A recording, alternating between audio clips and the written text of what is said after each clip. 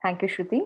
Good afternoon and welcome to the penultimate session of the 14th All India Conference of China Studies, organized by the Institute of Chinese Studies, New Delhi, in collaboration with China Bhavan Vishwa Bharati and in partnership with the India office of the Konrad Adenauer Stiftung. We now have a special panel on the topic Media, Society and Culture in China today, chaired by Dr. Hemant Adlakha, Associate Professor, Center for Chinese and Southeast Asian Studies, Jawaharlal Nehru University, and Honorary Fellow at the Institute of Chinese Studies, New Delhi. To speak on this subject, we have with us an interesting mix of speakers. We are joined by Mr. Ananth Krishnan, China Correspondent with The Hindu, who will be speaking on the topic Social Media in the India-China Conflict.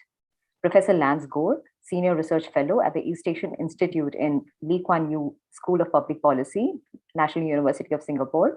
He'll be speaking on the topic Socialism without Social Development in China, the Consequences at Home and Abroad. And finally, Mr. Arun Teja Pulkampalli, Research Assistant at the Center for Security Studies, OP Jindal Global University, and Doctoral Fellow at the Jindal School of International Affairs, and Ms. Vatsala Mishra, Risk and Threat Analyst at a financial institution in Pune. The paper is titled Current CCP Regime's Extreme Censorship Control Using Technology. To lead the discussion, we have with us Mr. Ravi Bhuthalingam, Honorary Fellow at the Institute of Chinese Studies, New Delhi, and founder and chairman of Manas Advisory. Before I invite the chair to begin the proceedings, let me remind the participants that except for the speaker, all participants shall remain muted for the duration of the event. Participants are requested to send in their queries via the chat box or use the raise hand option. Please unmute yourself only when called upon to do so by the chair. I will now invite the chair to begin the proceedings. Over to you, sir. Thank you, Rija. It gives me great pleasure to welcome you all to the final academic session or the technical session, as they say, to this 14th All India Conference on China Studies. And what a remarkable 3 days we have had of academic deliberations. I think all thanks to Professor Shobhari Mitro and Avijit Banerjee, conveners and co-conveners who conceptualized and implemented this wonderful conference. And of course, my thanks also, special thanks to the team who looked after everything so that the 3-day proceedings are communicated to us virtually very smoothly without any hitch. Especially Colonel Venkatraman, Rija, Shruti, Peksha, those who were visible these 3 days, and also many more who had been working round the clock behind the screen. So thank you to all of you. And indeed, it's my honor to be chairing this session for the simple reason that we have 3 very interesting papers brought to us by 3 or 4 eminent speakers, eminent in their own respective fields. And more interestingly, they come from different professional backgrounds, and they come from different locations.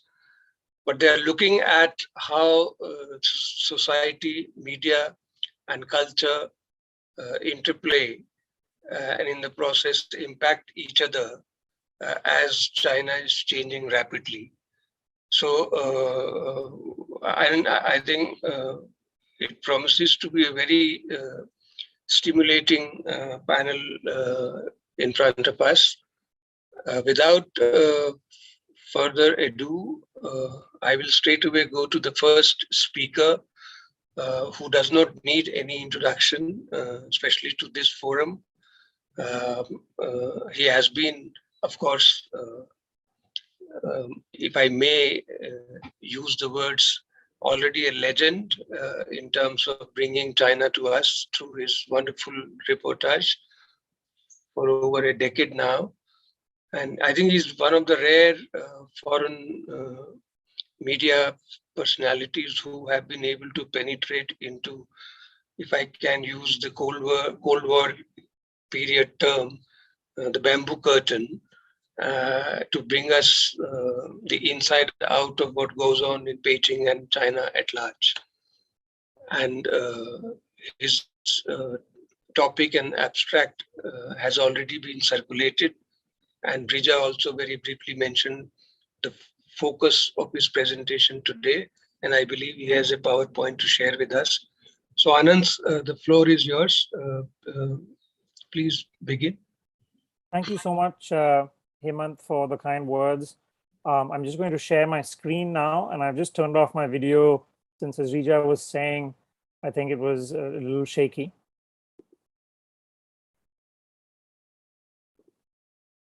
Okay, Hemant, can you let me know if you can see my presentation? Yes, yes. Okay. So what I wanted to do was just use the next few minutes and share some preliminary reflections on the emergence of social media in China as a new battleground. That's the Communist Party's term, not mine, and look at the India-China border conflict as an example and ask how this changes, for those of us who follow China, how it changes how we assess, analyze, interpret information that's coming out in the social media era. Now, before coming to the India-China example, I thought it would be interesting if I could just try and foreground a little bit the lay of the land in terms of the changes in the social media landscape in China over the past few years. So when I first moved to China to report from here in 2009, the single biggest change in the information landscape was, of course, the rise of Weibo. It's kind of hard to picture this now, but 12 years ago, Weibo was quite different from what it is today. It was actually quite a live place to some extent, with some freedom from complete control over the censors occasionally before they would clamp down. For reporters, it was a great resource. You had all sorts of information that was being put out in real time, whether it was land grabs at the local level, or even one significant example was the whole Bo Xilai episode. If you remember, it came to public attention because the car chase of his police chief, Wang Lijun, as he fled to seek refuge in a US consulate, that was live tweeted on Weibo at the time. And that's how the news and later the entire scandal came to public attention. Though, of course, in the Xi era, we've seen a defanging of Weibo, but it did emerge as a serious threat to the party's monopoly on information. In a 2017 paper that I'm briefly citing here, Bei Chin, David Stromberg, and Wu Yanhu analyzed a data set of 13 billion blog posts published on Weibo in the 2009-13 period, so the end of the Hu era and the start of the Xi era. I think they found one of the primary findings of their paper was that they found a shockingly large number of posts, as they put it, on highly sensitive topics. They looked at the example of how you had millions of posts in 2014 against a PX chemical plant in Kunming that actually led to people coming to the street. And this was a case of how information being shared on Weibo and posts were leading to actual on-the-ground protests. And that protests ended up in violence, police cars being overturned and the like.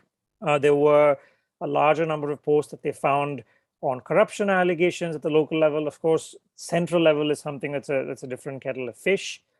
The 2009 protests in Urumqi in Xinjiang are another dramatic example of how social media led to protests. In that case, there were images being shared of Uyghur workers who had been killed in Shaoguan in Guangdong, where they were working in a factory.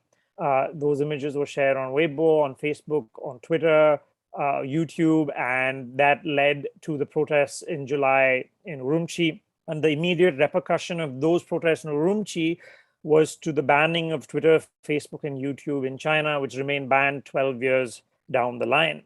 But what they found in their analysis was actually something quite counterintuitive.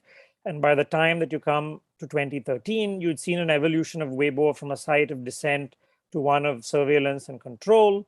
In terms of how people's views were monitored, it actually became quite a useful tool as far as anticipating future protests. And what I want to focus on today, what the party calls guiding public opinion. they found that there were 600,000 government-affiliated accounts on Weibo, and as of 2012, on Sina Weibo, there were 50,000 accounts that were officially sort of operated by government offices, and they were, of course, employing tens of thousands of others of the so-called Wu Mao Brigade or the 50-cent party, who are widely seen as being paid to post information to support the official narrative.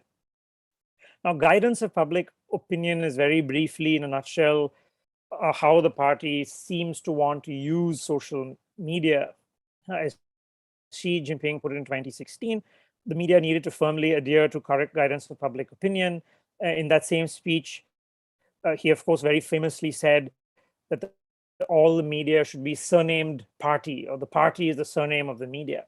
As David Bandursky has written, analyzing the evolution of this term of guidance of public opinion, he actually says this goes back very interestingly to 1989, and it makes an appearance first in official party criticisms of Zhao Ziyang in 1989.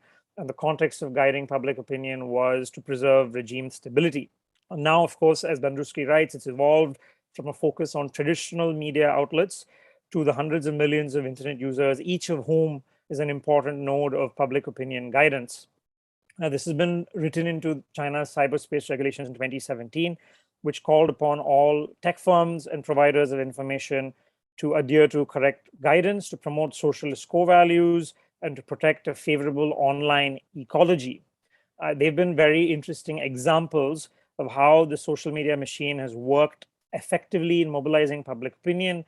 One example I've cited here is the whole H&M episode, when the Communist Youth League started a campaign through Weibo to denounce H&M after it announced it was ending its relationship with the Chinese supplier in Xinjiang accused of forced labor.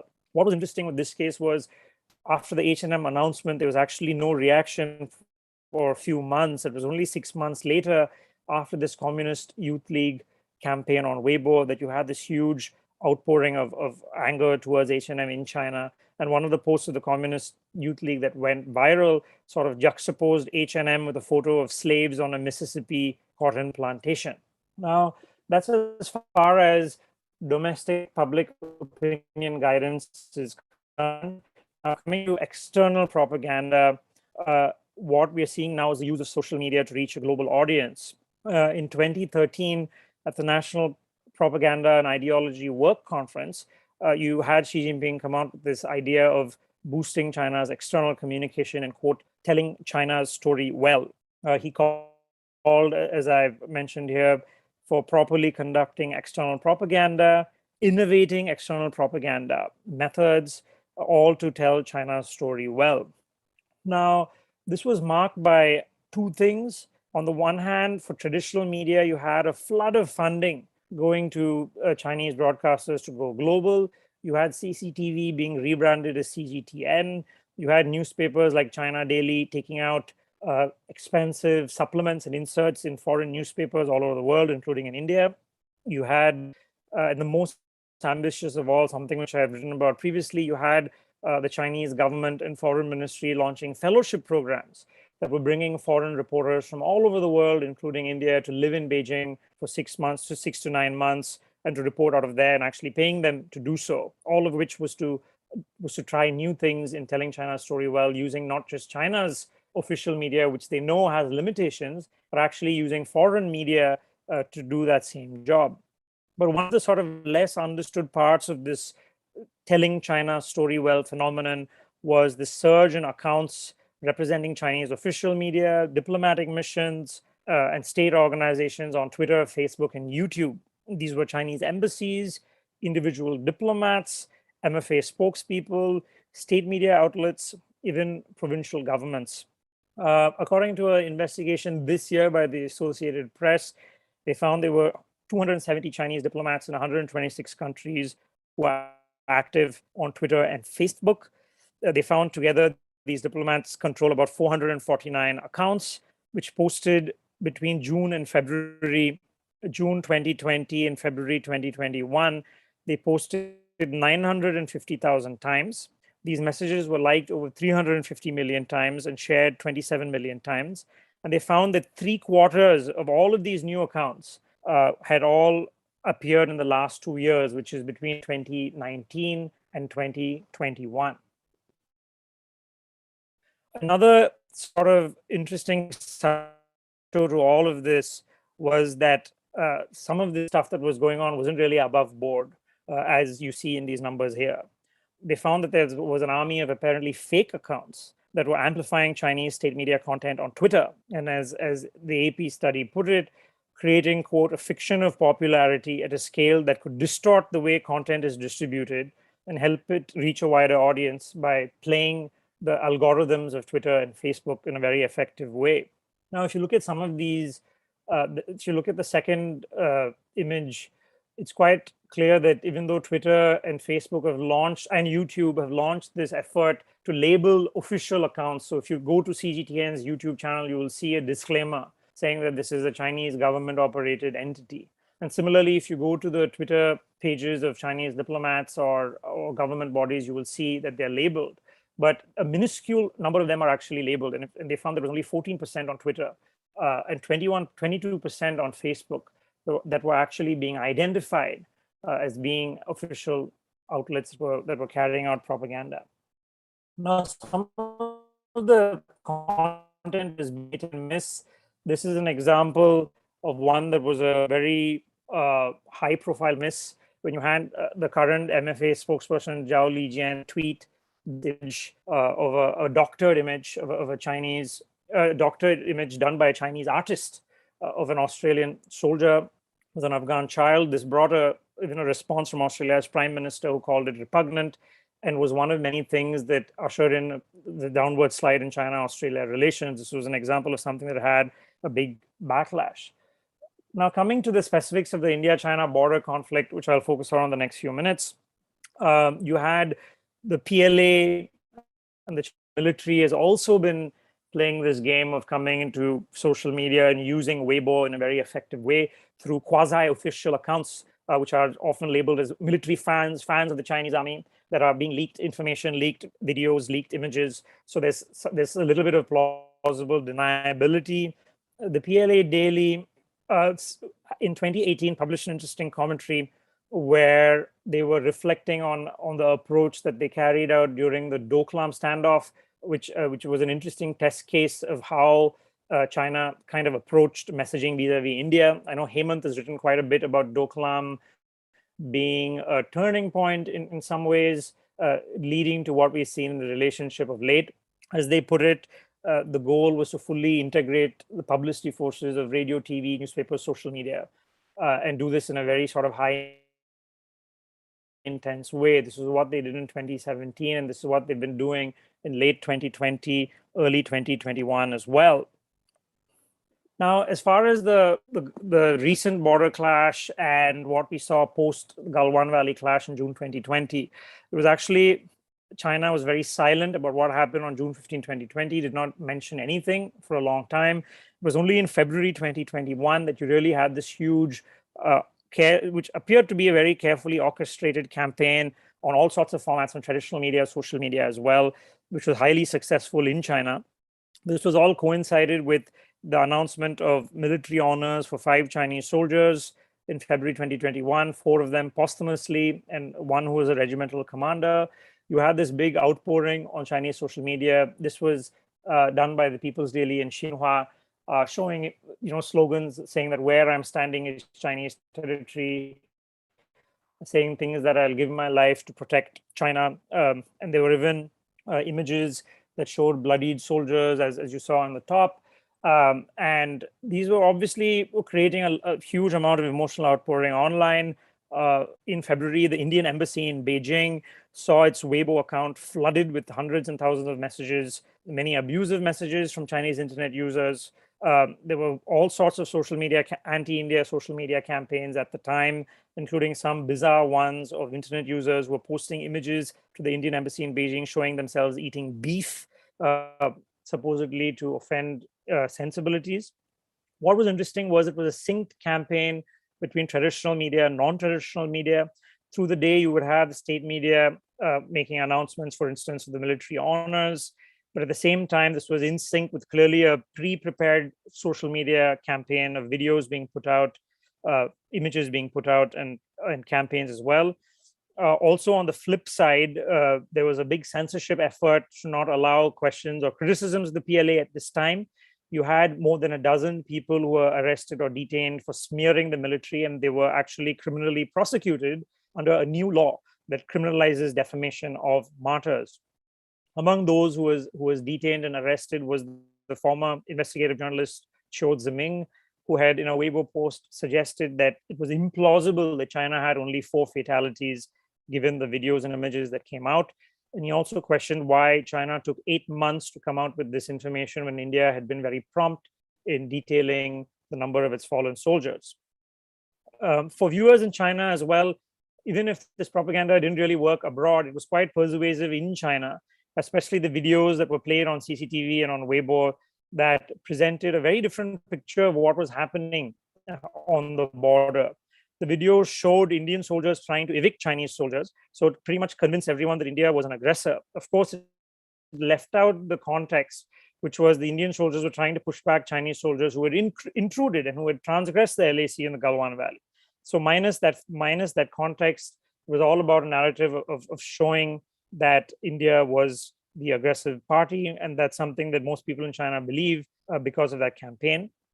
Now, one example of this anti-India campaign that went wrong was this image on the right, where you had the social media account linked to the Communist Party's top law enforcement body, the Central Political and Legal Affairs Commission.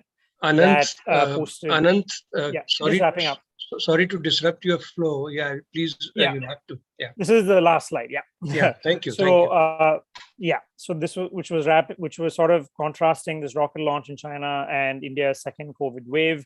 This prompted huge outrage actually on Chinese social media, which is an example of things that don't go right. I'm highlighting this because of the fact that there seems to be a growing tension between domestic propaganda work and external propaganda work.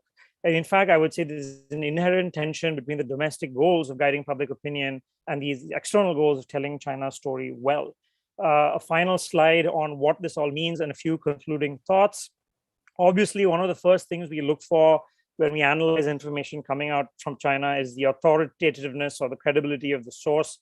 This is a very useful slide from Macro Polo in terms of how you would frame different Chinese media organizations in terms of their authoritativeness. Why I'm presenting this is I'll leave you with the question of where you would put social media on this. And the answer is you can't really fit social media on this, given the fact that it sort of transcends different levels of authoritativeness. Because you have PLA leaking information, you have lots of fake information, and for us, it requires a rethink in how you analyze and deal with information, because these old rules no longer hold, where you have supposedly authoritative bodies putting out information through quasi-official sites. It's a much more murky, it's a much more confusing environment right now. This also has big implications, I think, even for us in India, those reporting on China for policymakers, because you have China now using not just Weibo, but you have Twitter, Facebook, and YouTube inserting itself into domestic debates. You've seen that in the Galwan Valley clash, where they know how to put out images that later will become domestic political debates in India, and taking advantage of platforms that open societies offer, while at the same time denying those platforms at home. I will stop right there, Hemant, and yeah, thank you, Ananth. I'm sorry to have disrupted you in between. Not at all, not at all. But I know, the kind of very comprehensive and very extensive overview you have given us is impossible to do it in a short time of 15 minutes. Perhaps we should have you for a 1 hour, presentation. No, this was the right amount of time. So thanks. Okay. Okay. I will not even dare to sum it up, but I would say 2 things very quickly. That I think it's very important, especially for our younger researchers, and especially those who are working on India-China relations, especially the border, that you pointed out how what happened in Galwan for a considerable period of time, there were actually no much reaction in the Chinese media in terms of media commentaries or write-ups, etc.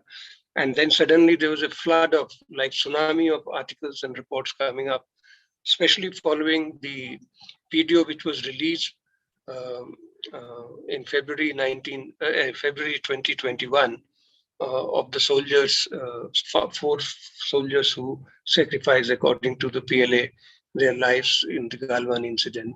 And since then, so I think this is a very, very important point, which we should keep it in mind, that what took Chinese so long, number one, to start coming out with their reactions or commentaries on what had happened in April, May 2020 on the border.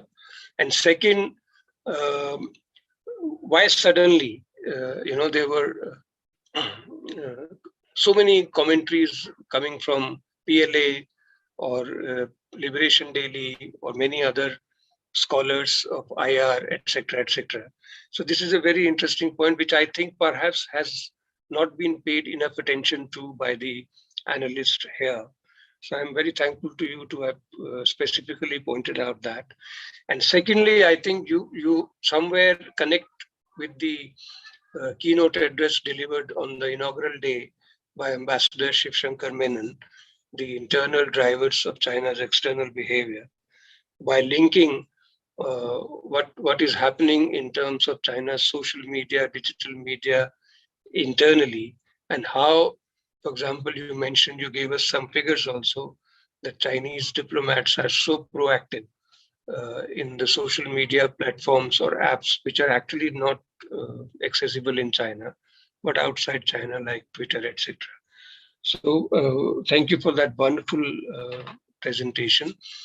Before I invite Professor Lance Gore, I would just request you all to bear with me for a couple of minutes, because in the beginning, I was under the impression that the abstracts and the concept note for this session has been circulated.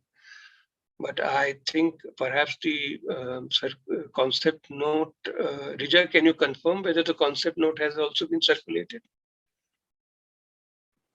So we had circulated it with a brochure, but we could share it on the chat box now, if required. Or maybe let me just quickly run through it. Just not the full one, just highlights the main touch points in the concept note, because that will put Ananth's presentation also in a slight proper context, especially the social media aspect of it.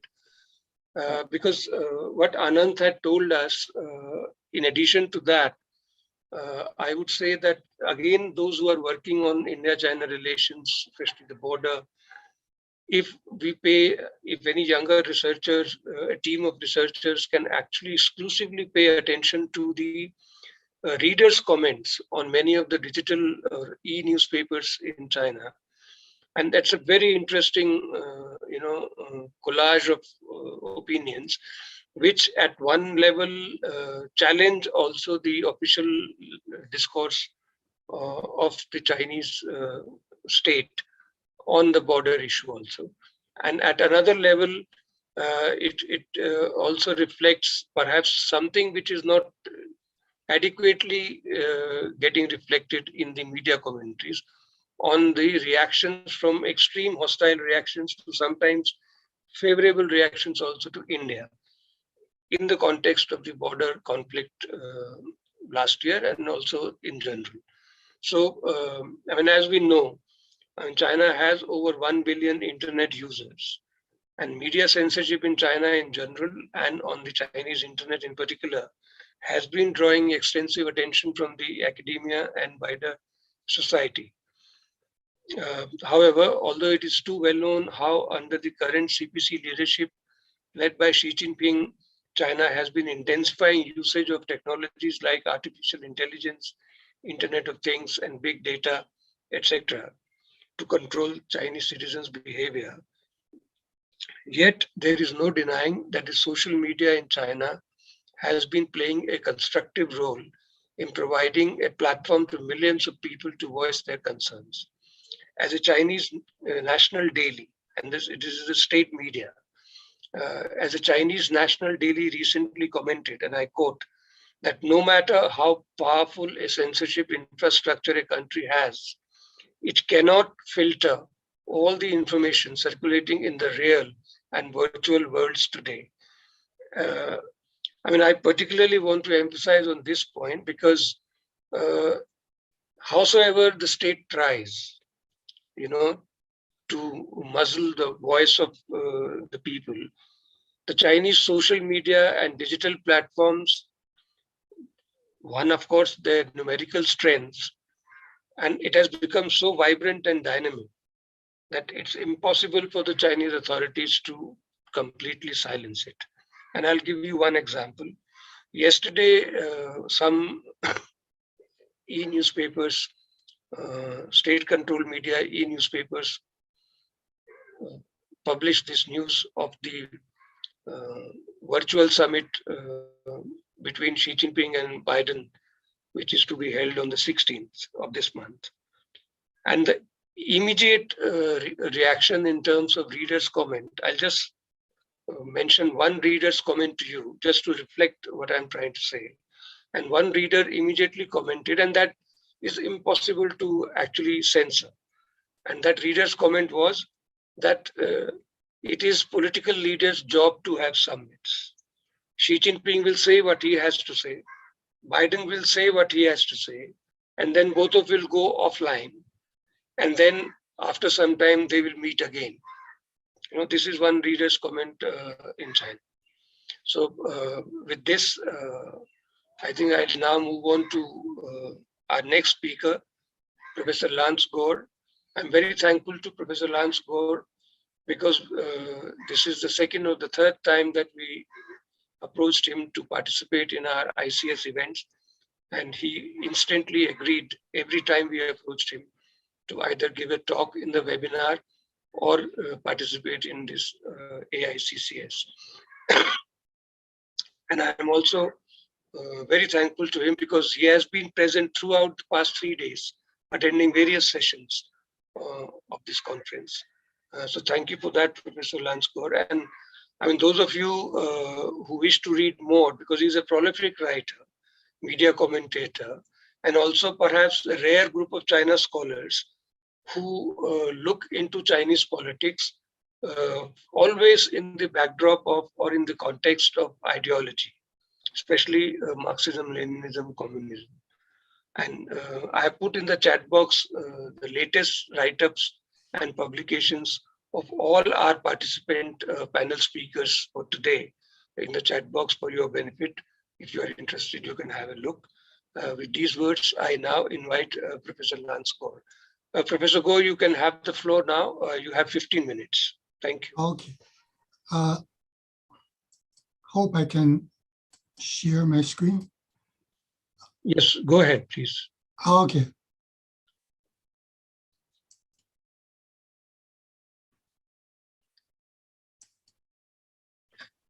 You have to go to the share screen, click. Can you see my screen? Not yet. Yeah. Maybe Rija, can you help? So we can't see your screen yet. You have been made co-host, so you should be able to share. You can just mail it to us. Yeah, I click on share screen and then nothing happened. Or you can quickly email to us and we can put it up. You have the green, Professor Gore, there is green button, share his screen. Yes, at the bottom. I clicked on that. Yeah. I clicked on that. And you still cannot see my screen? Not yet. Yeah, no, I think not yet. So once you click on it, you have to select which particular app you want to share. Yeah, you'll have to select from your desktop. So I'd suggest you email us the PowerPoint and we can play it for you. Yeah, I think that would be the best.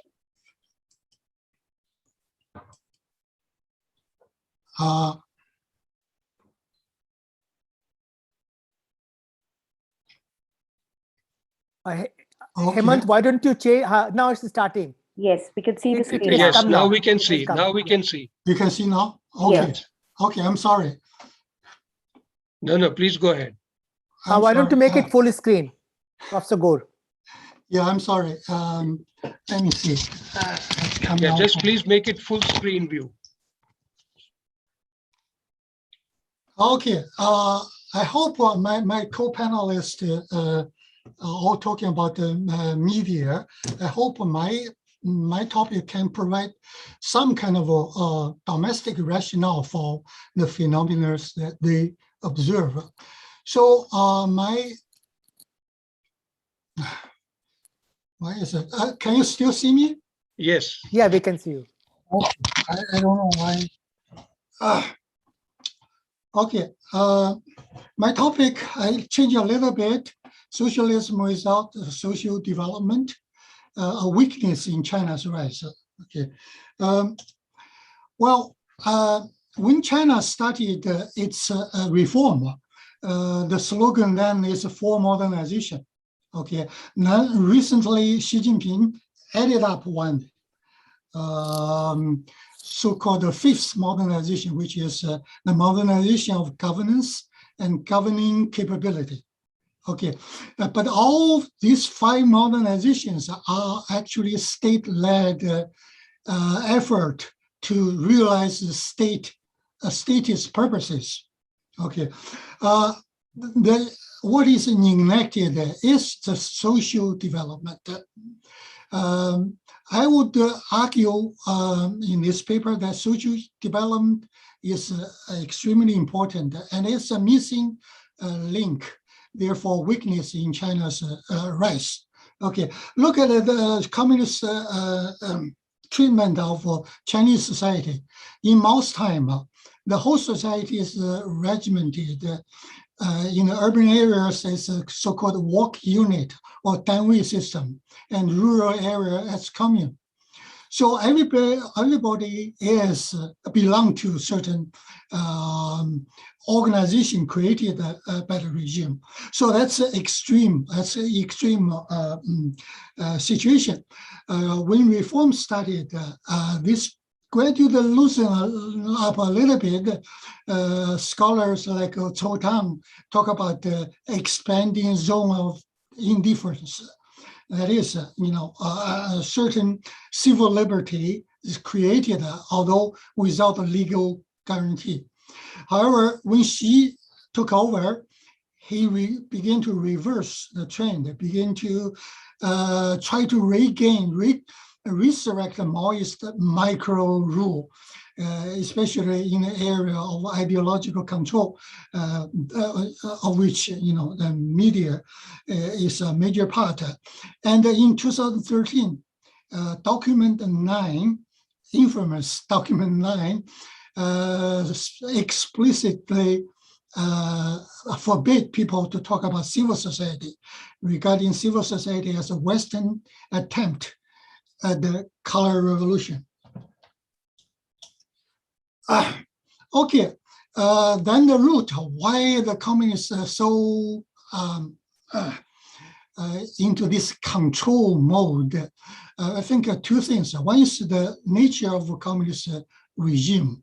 Okay, Leninist party's leadership by nature, it want to control everything. Of course, there's a planned economy legacy.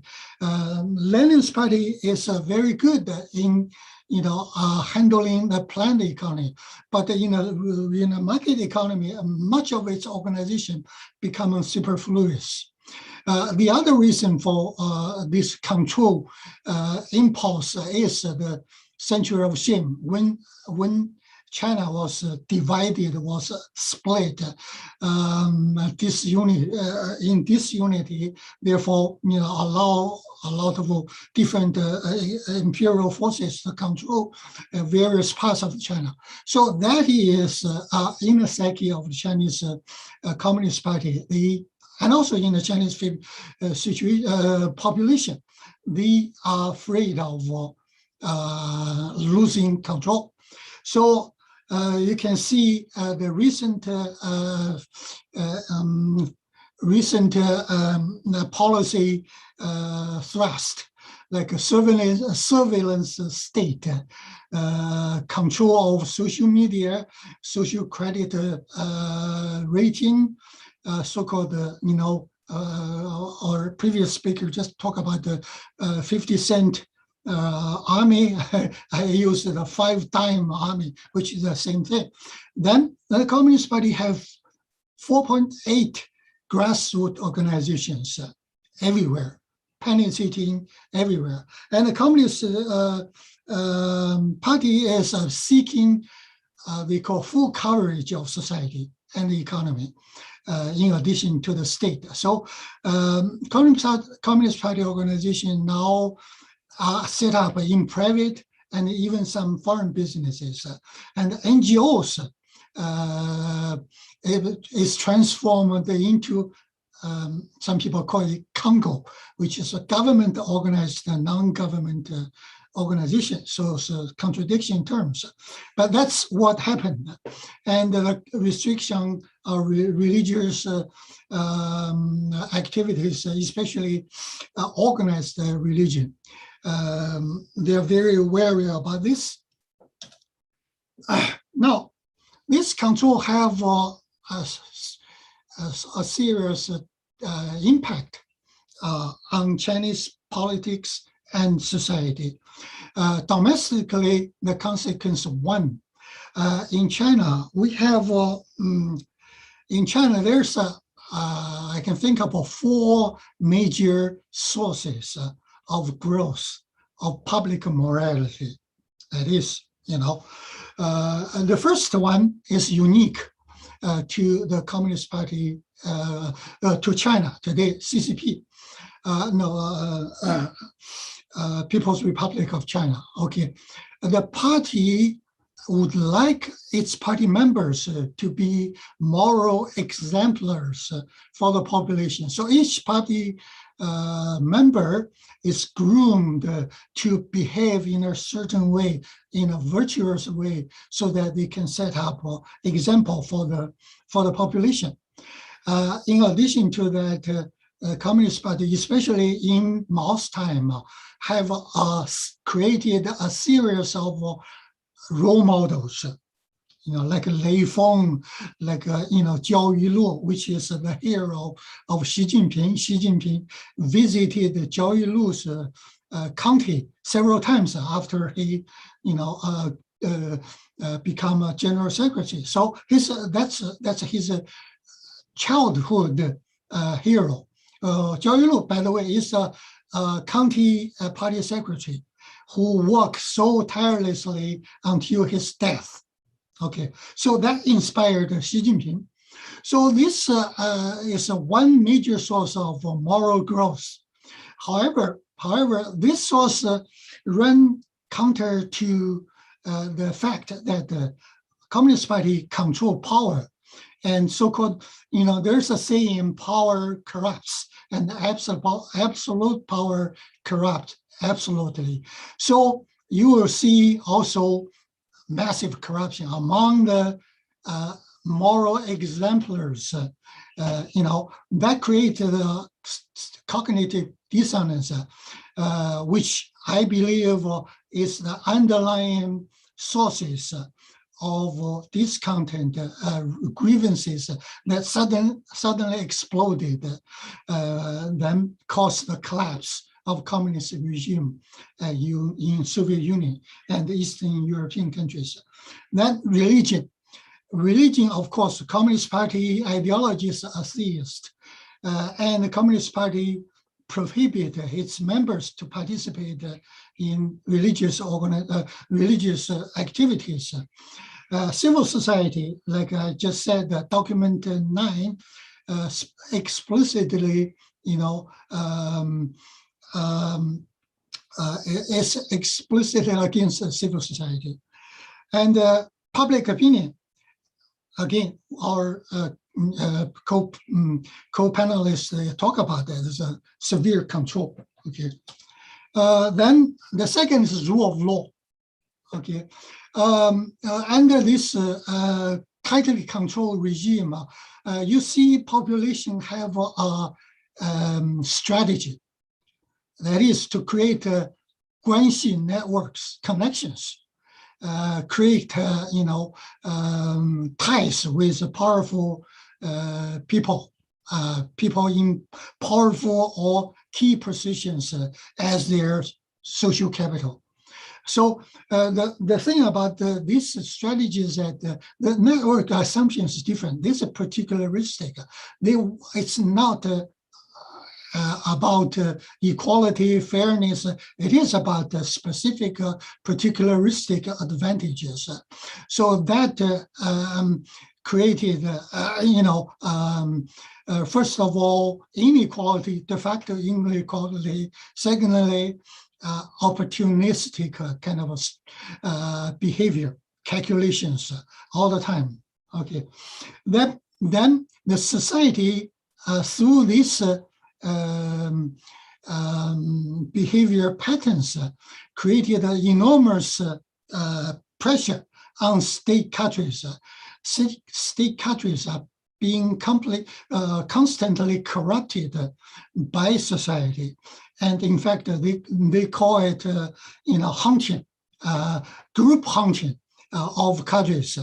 So very few cadres can really resist that kind of hunting. Then third one is character building. Okay, so in other words, in imperial China, there's a long tradition that is self-cultivation, Confucian and Taoist self-cultivation. There's enough social space for that. And intellectuals are supposed to serve as the conscience of society. They are supposed to voice for the people, the voiceless people. But that space is critically, narrowed down, or even some people argue, obliterated. Then instead, money worshipping, this mentality reduced, the value, popular evaluation of good character or character building. Some people consider, character building, these altruistic behaviors as fools. Public intellectuals, 公知, now is a negative term in China. Okay, then the second is our previous speaker just talked about the nationalism, zealous nationalism, because this sort of this kind of a political power structure encourage radical mentalities.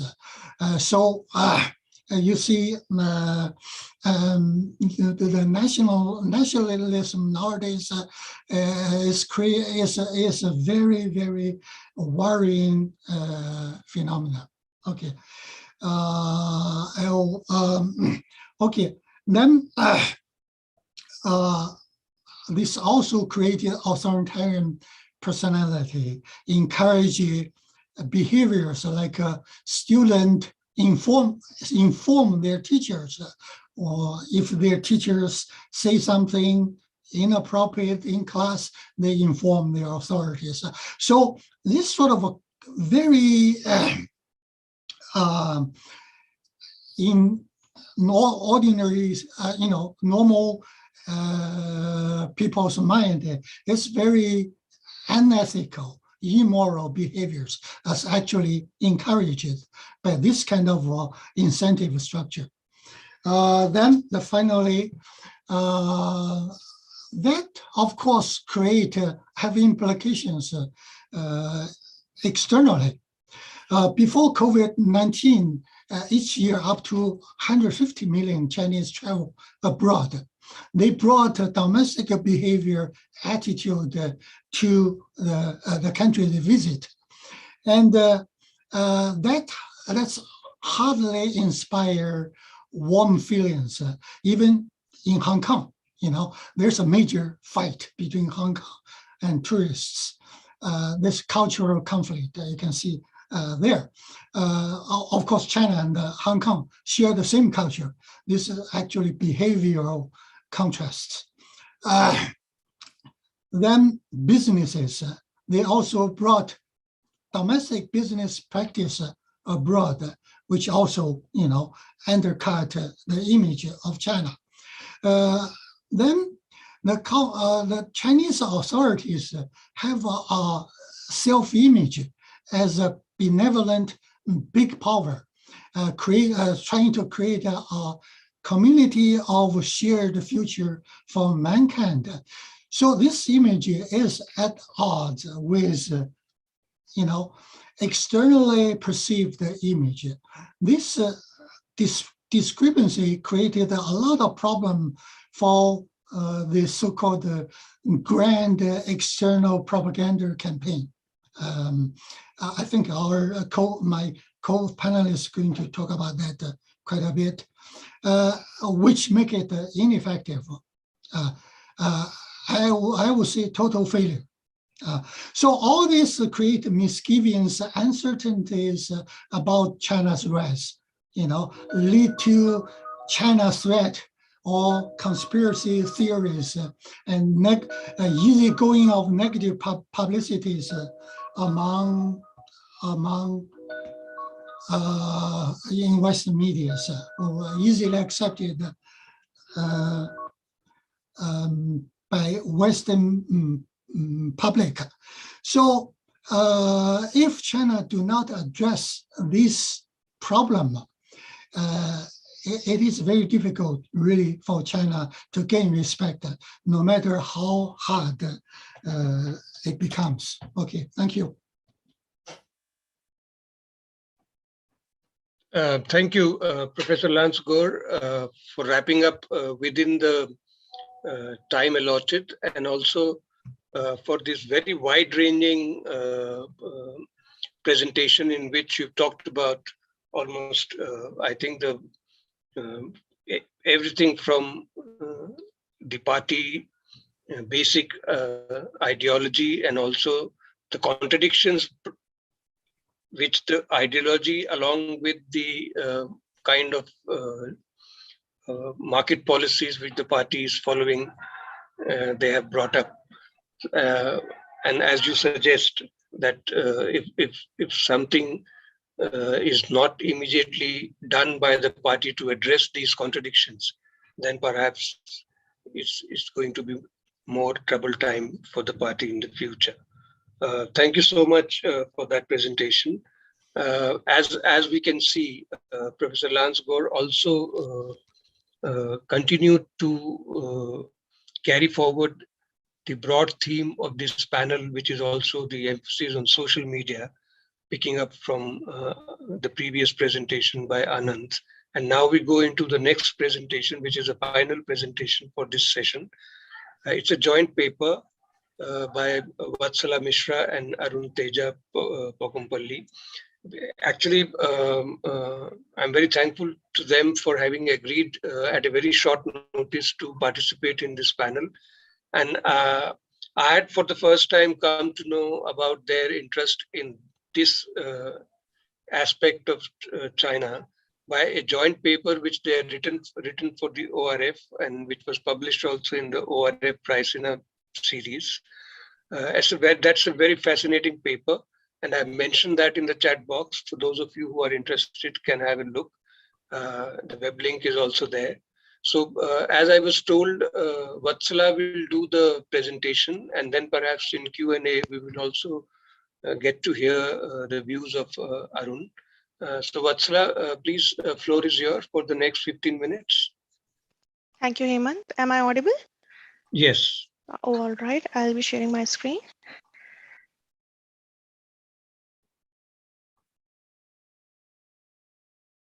Is it visible? Yes. All Yes. right. All right. Thank you, Hemant. Good afternoon to one and all present over here. I, Vatsala Mishra, along with Arun Teja, welcomes you to our presentation, Understanding Chinese Media Censorship from Ming to Jinping. So the very first thing I would like to cover over here is that media censorship is no more an alien concept in the current world. Many countries are practicing it. Many countries are imposing it for some purpose or the other, or in some way or the other. But why is it that whenever we start talking about media censorship, the very first country that strikes to our mind is China? And it's not such that it's the only country that is practicing, or it's practicing in a very different way, but it drags our attention mainly because of the extremity to which it's been imposed on its people, and the strategic way in which CCP is imposing it. So is it, the question arises, is it because of the existence of this media, this censorship concept came into picture? I would say no. And to trace back this entire thing, we need to go back to the history. And one thing we need to realize, that imposing censorship on people is not happening just for the smooth functioning of the society, but mainly in China, CCP is imposing it for a better control over its people, to play with their psyche, and to have a strict surveillance structure over its people. And this has not been existing since today. This has been existing long back. And when I say long back, I would like you to go to the times of Ming and Qing dynasties, where this entire structure used to exist even after the absence of media. So we'll directly jump into the historical structure of those times, when in 1370s to 1450s, during the reign of Ming dynasty, it was considered to be the darkest period of Chinese intellectuals. And why? Because it was like scholars or literary artists who used to present these kind of works were totally censored. And again, just like today, it was not censored directly. It used to be censored in a very strategic way. Rulers used to force them to work into their offices. They used to be loaded with the work, so that there was no time left for them to produce any literary work. Their work used to be banned, and most of the times they used to get publicly executed, and their families used to suffer a lot because of them, because they were also the one who used to face punishments. If we talk about few incidents, I would like to quote one of them, Gao Qi, who was one of the literary giants of Shouzu, who was just publicly executed just because he wrote a poem to congratulate a newly appointed prefect, and he was ordered to publicly execute. And the reason was totally not it was not revealed to the public, and was left for them to analyze that why he was being publicly executed and what led to this kind of incident. And if we analyze, every time if these kind of severe steps has been taken by the administration, most of the time the reason which they offer is the state security, or something that is not in the favor of national solidarity, and that leaves the entire public with ambiguity, that what was the exact activity that led to this kind of extremity of the administration.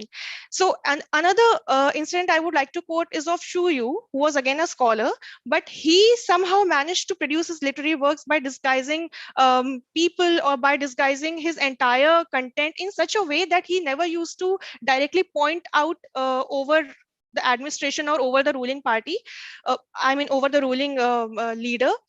And his work was somewhere produced, and this entire thing led to self-censorship. Even he was very conscious before producing any work, but somehow this disguising effect came into picture. And if you could see in the recent times as well, people are able to express themselves in spite of such strict censorship. I would like to quote that lexicon term, in where people keep commenting on the current structure in a very disguised way and indirect way.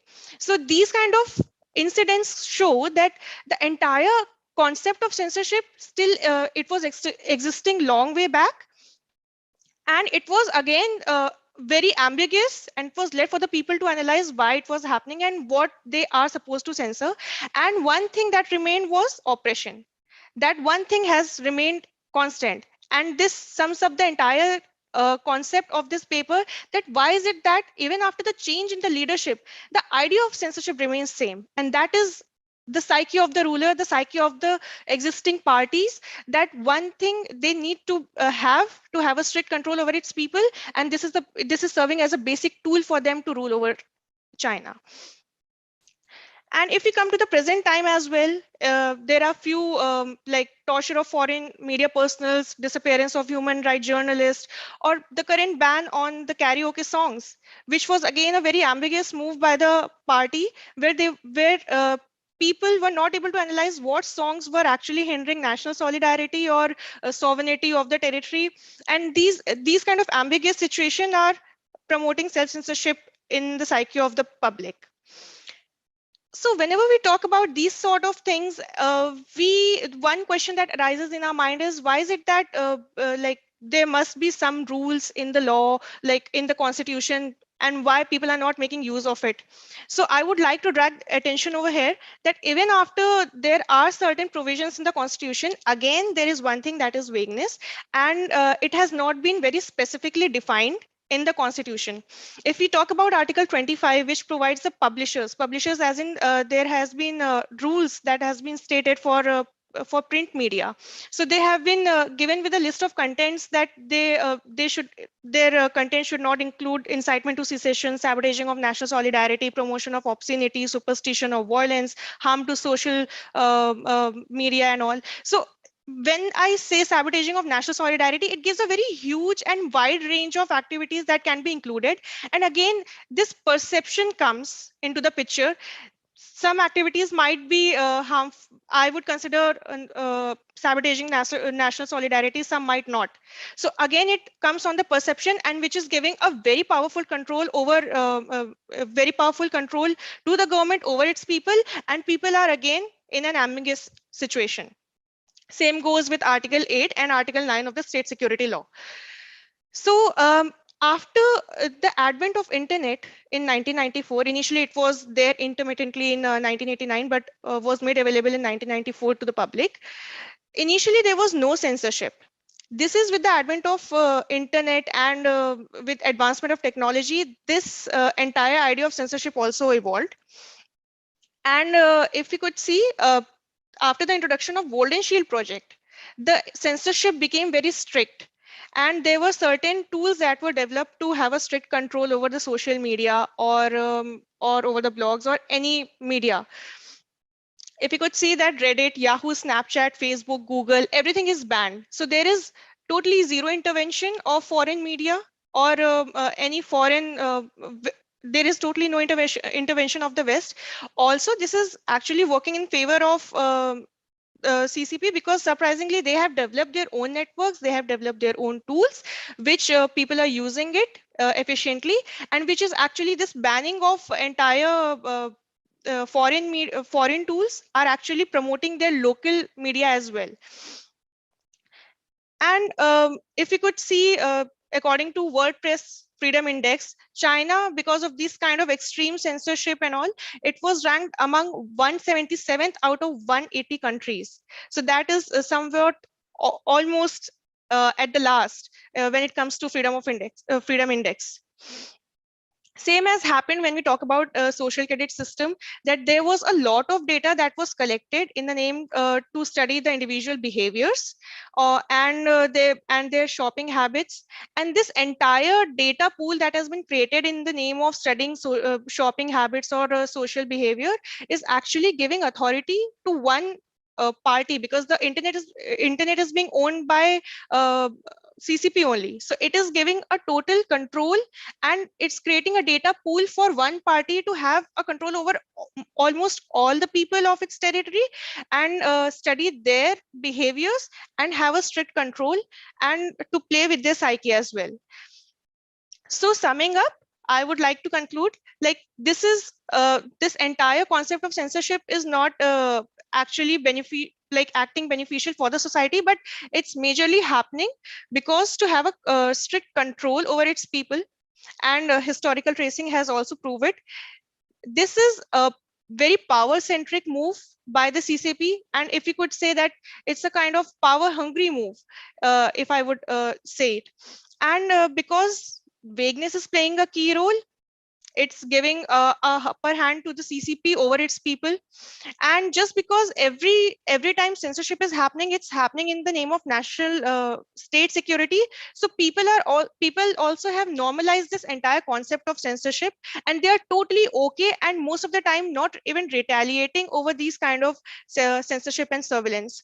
So, and I would like to end up with this entire thing, Xi Jinping school of thought that has emerged recently, where this concept of Xi Jinping school of thought, Marxism and Leninism, and imbibing nationality in kids, this school of thought has been introduced in school. And when I say school, it has been introduced in very lower classes. So basically, China is trying to have a control over next generation and imbibe this entire concept into them, and upbringing a generation which would never be able to question the authority. So basically, China appears to build a society with highest forms of patriotism and state probable intolerance towards state criticism. So in the end, I would like to conclude with that China and its people has made peace with censorship, and it has been imbibed in their psyche so much so that they might not question much on it. And it won't be wrong, in the words of Alexander Rodworsky, that birds born in the cage, things flying is an illness. Thank you. Thank you, Vatsala. Thank you also for finishing, before the allotted time you had. We still have a couple of minutes of the time allotted to you. And if Arun wants to join in and say something in addition, Arun is most welcome. Arun, are you there? Yes, I'm here. Maybe we can quote. Would you like to add something? Maybe we can quote our time for much more discussion, Q&A session. That would be much helpful. Okay, thank you. Okay, so we've had this three very different ways of looking at Chinese society, especially media, and within media also the social media. I must point out here that, why we focused on social media also in this panel. In fact, we were justified in doing that because if we look at the various papers which have come up in the past 3 days at this conference, starting from the very first special panel in which one Chinese scholar actually used the social media data, and she referred to the information available on social media in China as part of her ongoing research. So that speaks something, because now social media and the digital platforms, if they are being now taken seriously to be as a reference source for the research, I think that speaks volumes about what is happening in this Chinese social media scene. As I said, that it's very vibrant and very dynamic. And while agreeing with many of the observations which all the three presenters have made about the authoritarianism and the censorship, etc., I would also like to draw your attention to something else, which is actually not getting much attention in the discussions and discourse outside China. And I would like to take you back to the last slide showed by Ananth in his presentation, and where he had shown the slide in which there was various publication groups and their names, if you recollect.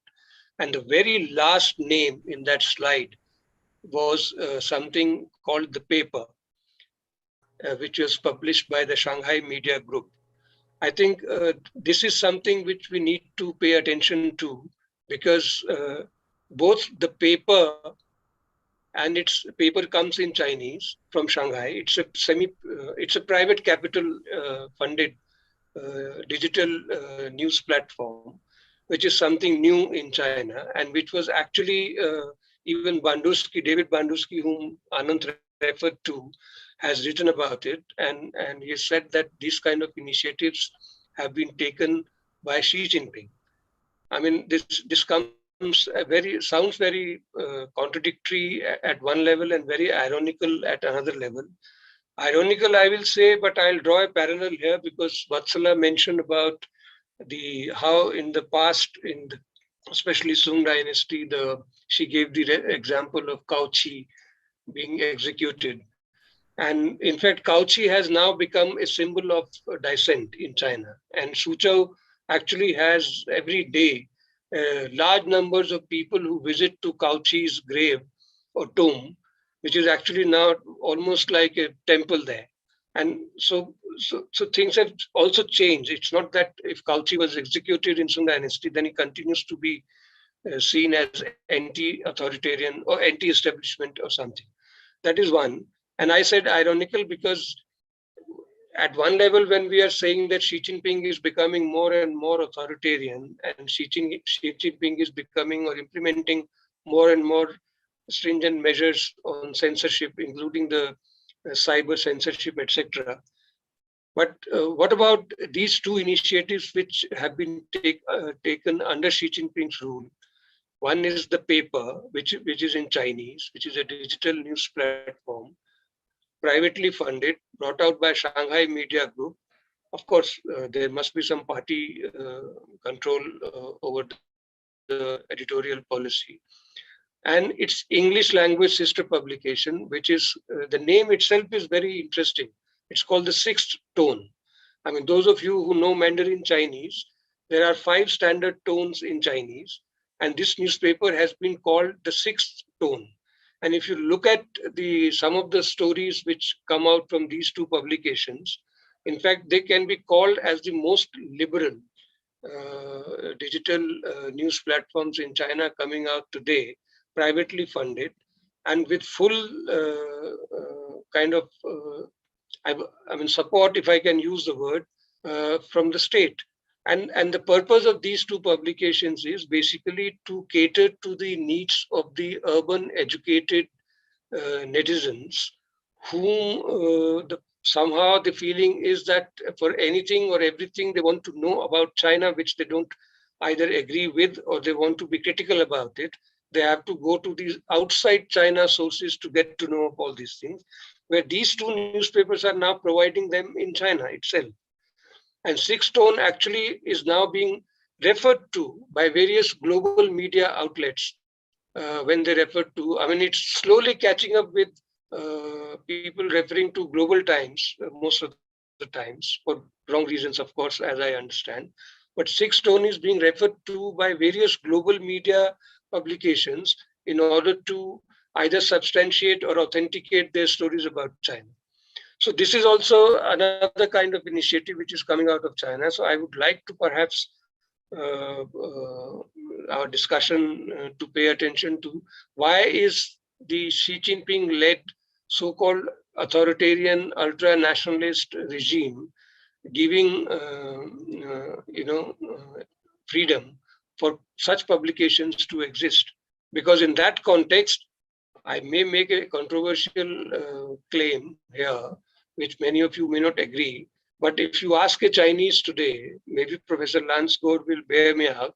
If you ask a Chinese today, the Chinese will tell you that they never felt so free ever in the past in China. I mean, relatively speaking. So with these words, now I will turn to our discussant, whom I did not mention earlier when I was introducing the speakers, Ravi Buthalingam, our discussant, if I can call him a true public intellectual, in the sense that he wears many hats. Of course, those who know him, they know it very well. But he represents industry on the one hand, and on the other hand, he is very scholarly in his own rights. He has regular columns coming out with The Wire, the Business Standard, EPW on the other hand. And in between, of course, he widely travels and he's very profoundly read. And what else to say about Ravi? We've been learning from him for so many years as colleagues in AICCS. And I was very glad that when we approached him, although he had time constraints, and I think he has to rush to some other activities at 5:30 today, but still he agreed to be discussant for this session. So I'm very grateful to Ravi, and the floor is yours for next 10 minutes. So I would like Ravi, to please. Sorry, I would like to interrupt. We have 15 minutes left in the session now. Okay. Ravi, please unmute yourself.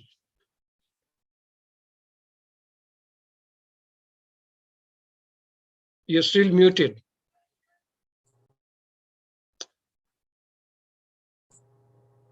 Okay.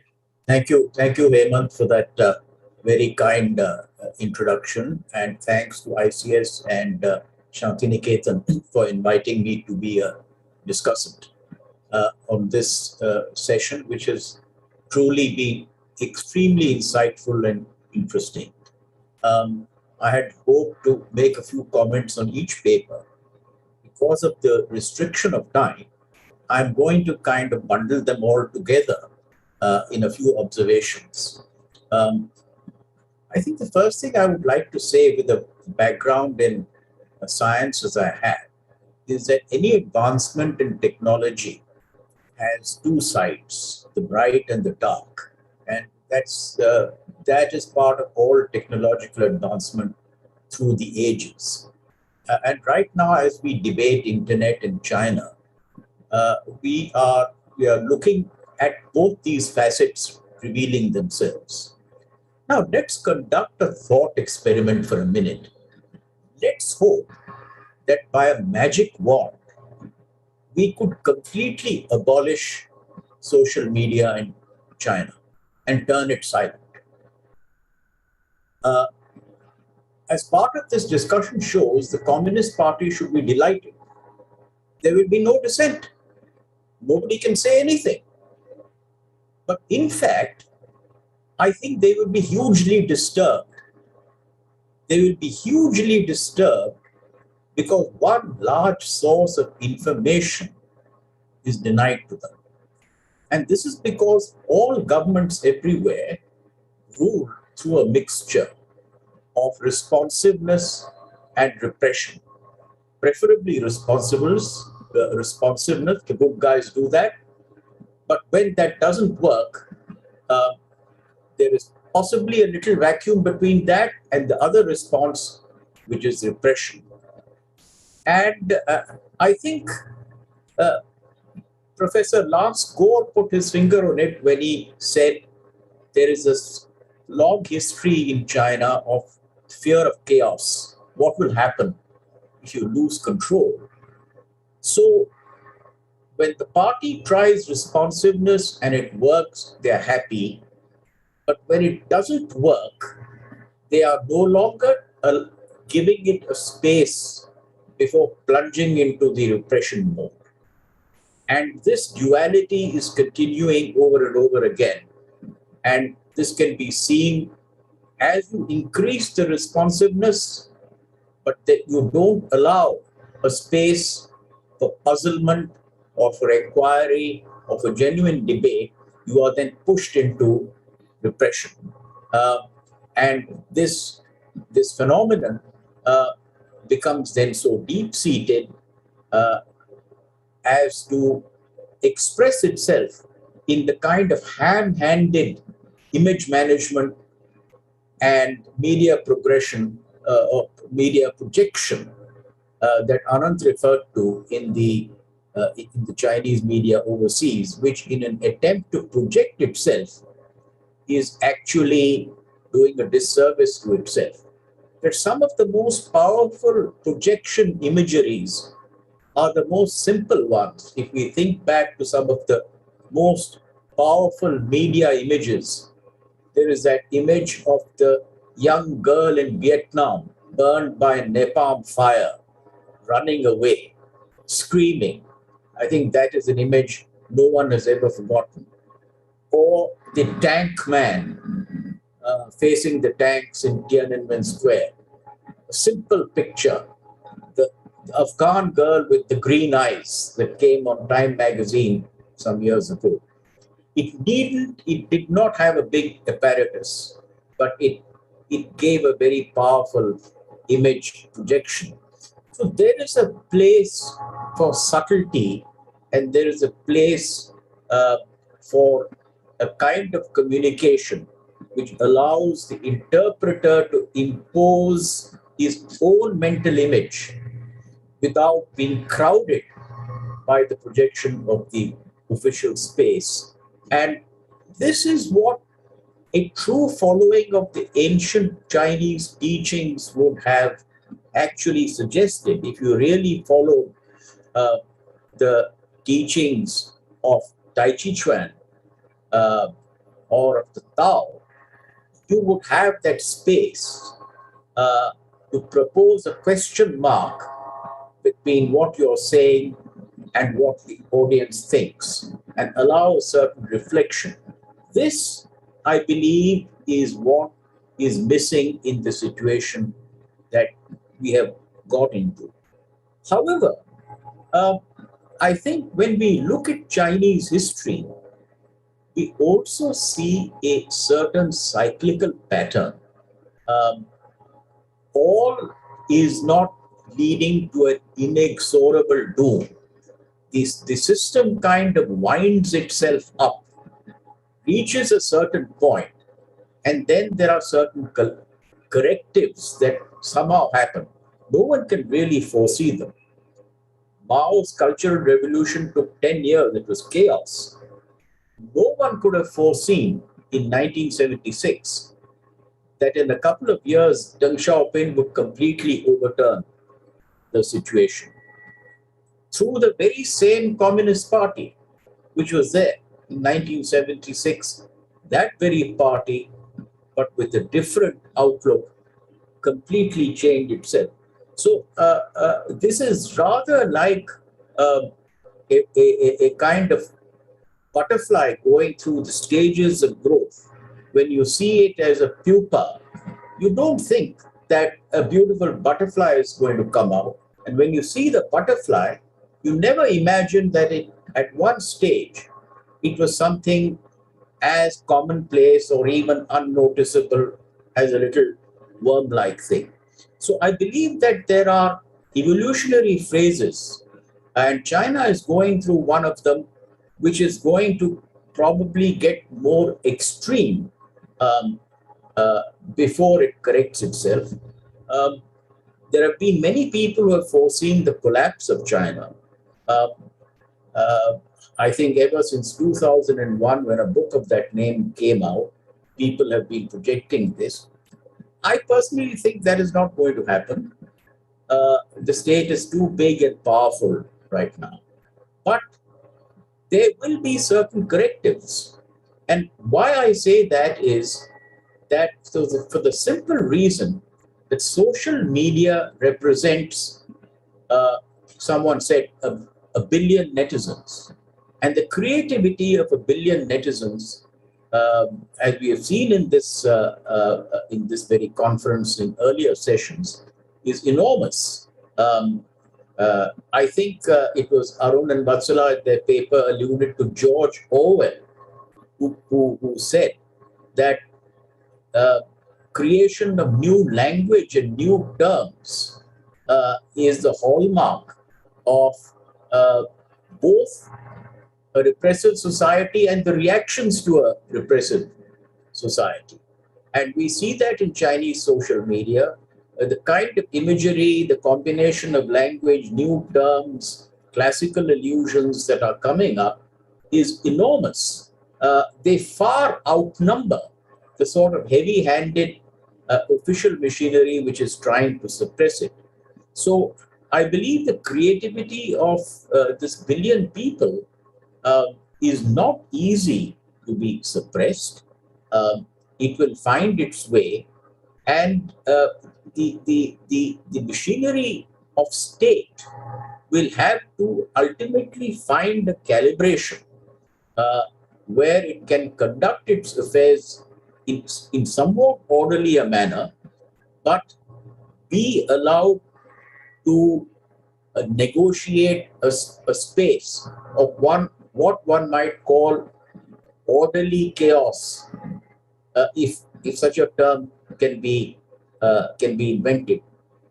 In other words, to find the capability of tolerating a certain amount of certain band of disorder, in order to see that the larger order continues. This is where I think China is struggling today to find this narrow band, and we will watch this space with great interest to see how they go about it. I think I've almost finished my time. I want to leave some minutes for questions. So once again, thank you very much for inviting me to offer these comments. Thank you, Ravi. Thank you for taking exactly 10 minutes for your comments and summing it up beautifully with added insights from your profound understanding of what is happening in China. Thank you so much for that. And now we open the question and answer session. My request would be to perhaps, if we have 5 minutes left, if we can extend it by another 5 minutes so that we have 10 minutes in total for the Q&A. And may I request Shruti to please read out the chat box questions first. I believe there are at least one question each for the speakers. So we can take one question each in the first round, and then we will see how much time is left, and maybe we can ask somebody who wants to, from the raise hand option, ask a question. So Shruti, can you do that, please? Yes, sir. So for Mr. Krishnan, we have this question from Omkar Bole. How Chinese social media reacted to COVID-19 outbreak in China? Did global criticism of China for COVID origin have any role in shaping Chinese perception on social media? Okay, so Ananth, you can maybe respond quickly and then we can go to the second question. Sure. Thanks, Hemant. I think COVID is an interesting case study in how I think news is consumed within China. Initially, when the outbreak happened in Wuhan, I think there was a lot of criticism, especially when you had news coming out that the doctors, including Li Wenliang, had been prevented from speaking out. When Li Wenliang died, there was this huge outpouring of anger on WeChat and social media in February 2020. But then there was a dramatic change from April, May onwards when China broadly succeeded in preventing a second wave. I know many people in India are skeptical of that happening, but I think the fact that they've had schools open for a year, if you go past the current outbreak they're having, which is the biggest they've actually had since early 2020, they were broadly successful in leading largely normal lives for the past 1 year. For example, not having many lockdowns, especially if you go past isolated cases. So to put it very bluntly, I think most people in China think or are unaware of the fact that there's global criticism of how they handled it. I think people in China are kind of living this parallel universe where they feel that the world would actually be celebrating how they handled it, the fact that they were able to lock down. So for me, it's a great example of the fact that they pretty much, censorship leads you to a place where people are inhabiting parallel universes. And one of the reasons why we should add people in China think that they've done fairly well is there's been huge, enormous propaganda over the past year celebrating China's model in dealing with COVID-19. A final brief point that I would add is even however slick propaganda is, it only works if there's a grain of truth. People aren't going to be fooled if you're going to say that we've handled it well when there's a disaster.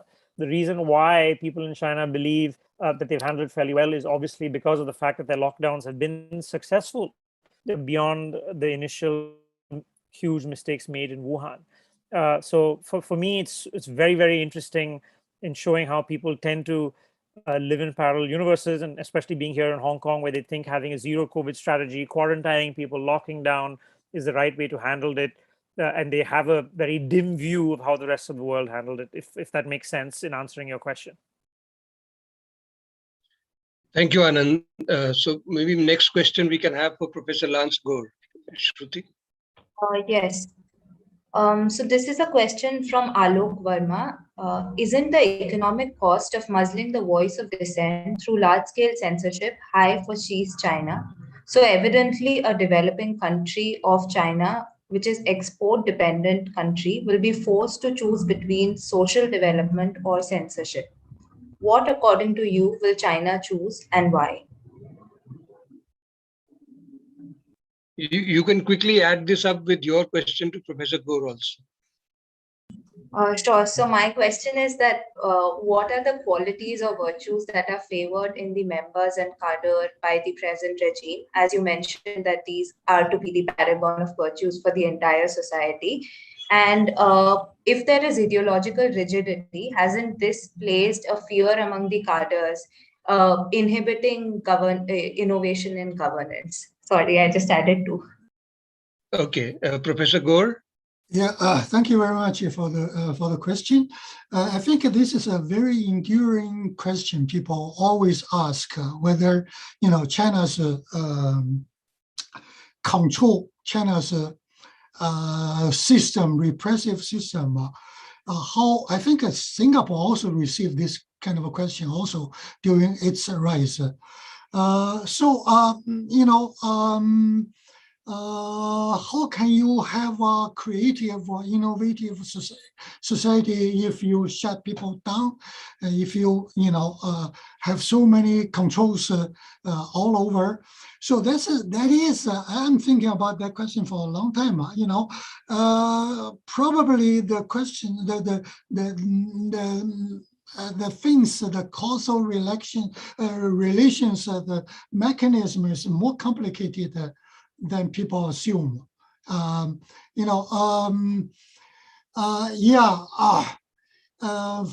China's case, I don't know Singapore that much. For China's case,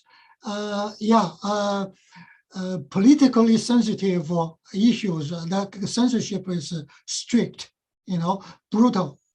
But in a science, technology, engineering sector, according to people working in those sectors, they feel okay. So, and also they have a state support, financial and other support are constantly given to them.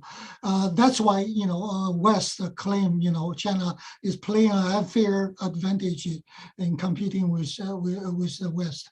So there is, even in political areas, I think, they really realize that online public opinion has several functions. One of them is for the public to vent their frustration, anger. So some people did a study, they find that they allow this sort of a venting sort of statement to go on online. They only censor those that is have action implications for actually acting upon those grievances. So there's a kind of a very sophisticated strategy employed by the government, in terms of the virtues. I think Judge Xi Jinping reverted to Maoist virtue quite significantly. All the Maoist, including thrift living, saving, etc. All the virtues are again resurrected by Xi Jinping, but it is still very recent. I don't know how this is going to impact on the market economy, which is a consumer culture. How do they square this two up? It's too early to tell. Okay. Thank you, we Professor. have one. Sorry, sorry. One question for Vatsala and Arun. I think we are running out of time for the next session. The next session begins at 4. Okay, let's have a quick, we'll just give them 1 minute or half a minute. Do you think Qin Shi Huang burying scholars and burning books was a form of censorship? The question is on Qin dynasty. I would say it's a kind of yes, because Qin dynasty was the one dynasty which ruled the unified China. And from our historical research, we analyzed that their governance structure was based on a totalitarian manifesto by Lord Shang. the world historians say that that is the first totalitarian manifesto. And including Qin dynasty and also the Han dynasty, we have many instances of literary censorship and poetry censorship. Okay, thank you, Arun. My apologies to everyone for. Sir, you're muted. We can't hear you. Okay, thank you, Arun. My apologies to everyone for not being able to accommodate all the questions and for being very inefficient timekeeper, because I thought maybe we will have only 3 speakers, so we'll have plenty of time for the Q&A. But I take the blame for not being very efficient. And with these words, I thank you, Professor Lance Gore, Ananth, and Arun and Vatsala for a wonderful session. I immensely benefited from the presentations like I have been in the past 2 days. I found them very enlightening, very instructive, very educative. And thank you all. Thank you to the questioners and to the organizers. Bye-bye.